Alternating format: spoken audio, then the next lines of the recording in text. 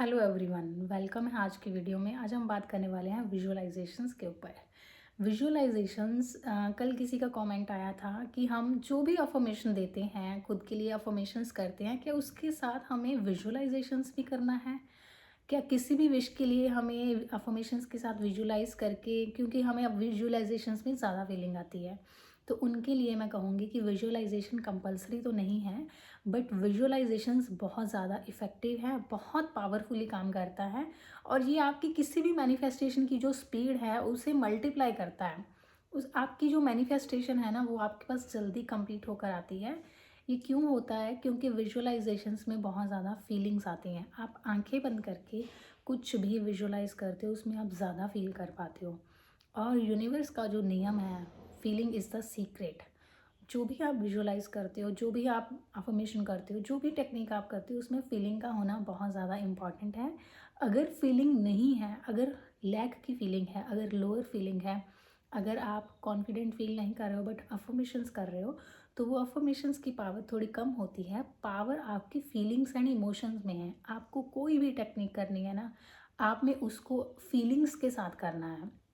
अगर किसी को ब्यूटी मैनिफेस्ट करनी है, आप ये अफर्मेशंस करते हो कि मेरा फेस बहुत सुंदर है, अट्रैक्टिव है, आप उसमें फीलिंग डालो, आप उसको महसूस करो कि yes my face is very beautiful and attractive. और जब आप विजुअलाइज करते हो तो फीलिंग्स ज़्यादा आती हैं। मैंने अपनी लाइफ में हर चीज़ के लिए विजुअलाइज किया है और वो मुझे मिली है।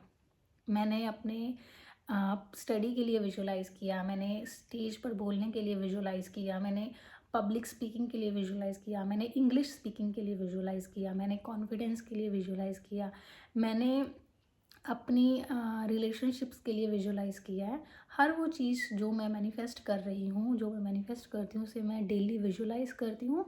और सबसे बेस्ट टाइमिंग जो होता है विजुअलाइजेशंस का, वो होता है रात को सोने से पहले। ये क्यों होता है पावरफुल और यही टाइम बाइट्स बेस्ट क्यों होता है, इसका आपको सीक्रेट समझना है, रीज़न समझना है। जब विजुअलाइजेशंस में क्या होता है, हमारा जो ब्रेन है ना, ब्रेन की बहुत सारी स्टेजेस होती हैं। Alpha stage, beta stage, gamma stage, delta stage and theta stage. जो हमारा माइंड है, कॉन्शियस माइंड से हम सारा दिन भर काम करते हैं, हम बीटा स्टेज में रहते हैं। कुछ लोग बीटा प्लस की स्टेट में रहते हैं, कुछ लोग बीटा प्लस प्लस की स्टेट में रहते हैं। और ये जो बीटा प्लस प्लस की स्टेट है, ये बहुत ज़्यादा over thinking and negative thinking वाली स्टेज है।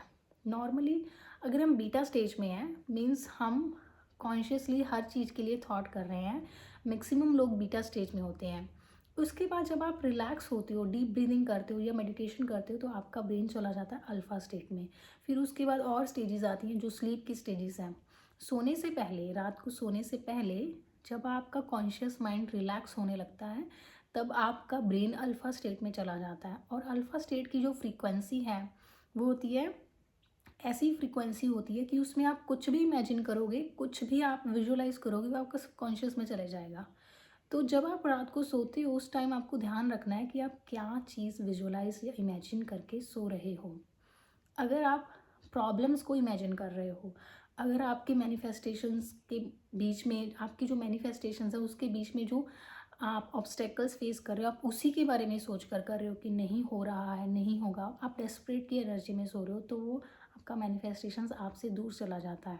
तो जब आपको सोना है रात को, उस टाइम, ये जो टाइम है, it is very important. Affirmations के लिए भी ये बेस्ट टाइमिंग है और विजुअलाइजेशंस के लिए भी ये सबसे ज़्यादा बेस्ट टाइम है।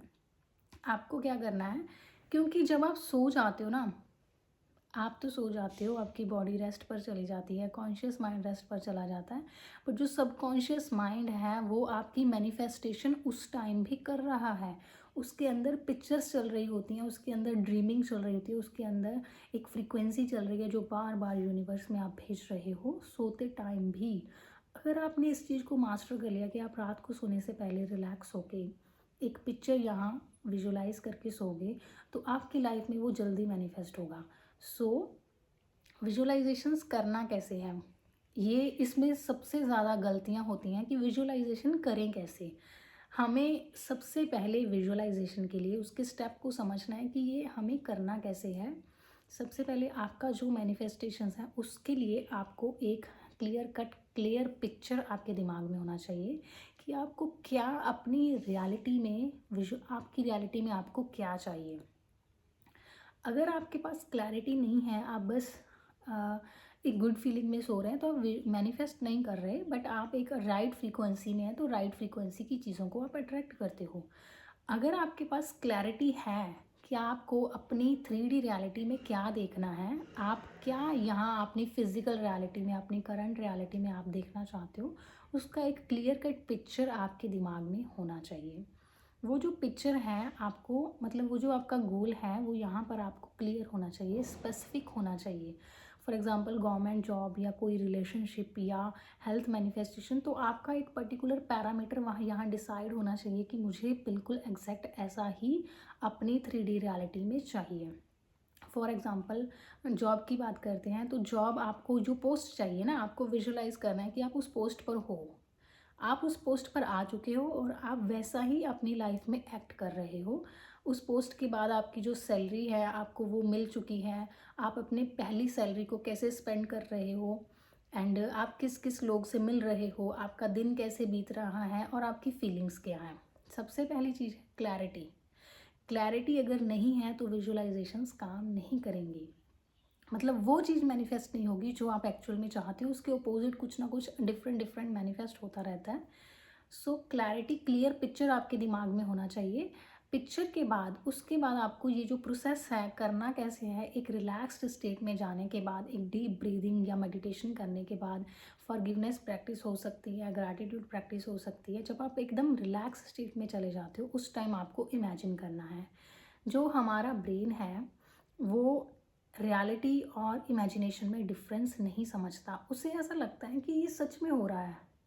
अगर आप उस पोस्ट पर खुद को देख पाते हो, अगर आप वैसा रिश्ता जैसा आप चाहते हो उसमें विजुलाइज कर पाते हो कि सामने वाला पर्सन मेरे साथ ऐसा बिहेव कर रहा है, अगर आप विजुलाइज कर पाते हो, क्लियर कट विजुअलाइजेशन बोल रही हूँ, उसमें रंग भरिए, उसमें पिक्चर क्लियर दिखना चाहिए, उसमें फीलिंग फील करनी है, उसमें आपको हर वो चीज़, वो जेस्टर्स, आपके बॉडी मूवमेंट्स जो होंगे उस टाइम, वो आपको महसूस करना है।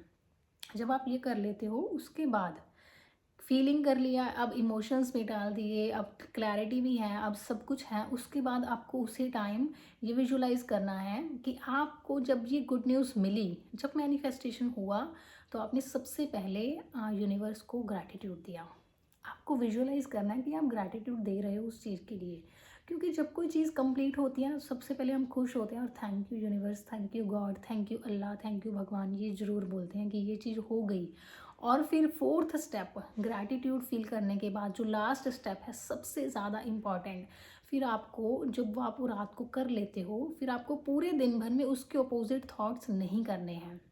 अपोजिट थॉट्स मतलब उसके लिए टेंशन लेना, उसके अपोजिट बात करना। फिर आपको क्या करना है, जस्ट रिलैक्स रहना है। जब भी कभी मैनिफेस्टेशन की बात आए तो आपको ये सोचना है it's done, it's already happen, क्योंकि आपको बार बार वो फ्रीक्वेंसी यूनिवर्स में भेजनी है कि ये तो हो चुका है, ये तो हो चुका है, ये तो हो चुका है। अगर आपने इसके अपोजिट फ्रीक्वेंसी सेंड की कि नहीं हुआ, पता नहीं कब होगा, पता नहीं इसके लिए और क्या करना, तो आप उस फ्रीक्वेंसी को बार बार भेज रहे हैं, तो दो फ्रीक्वेंसीज भेज रहे हैं, एक होने वाली, एक ना होने वाली। तो ब्रह्मांड कंफ्यूज हो जाता है कि इस पर्सन को एग्जैक्टली चाहिए क्या। कभी ये सोचता है जॉब के बारे में, कभी उसके अपोजिट सोच रहा है कि जॉब नहीं है। तो यूनिवर्स आपको वो चीज़ देता है जिस चीज़ के लिए वो क्लियर हो जाता है कि इस पर्सन को एग्जैक्टली क्या चाहिए।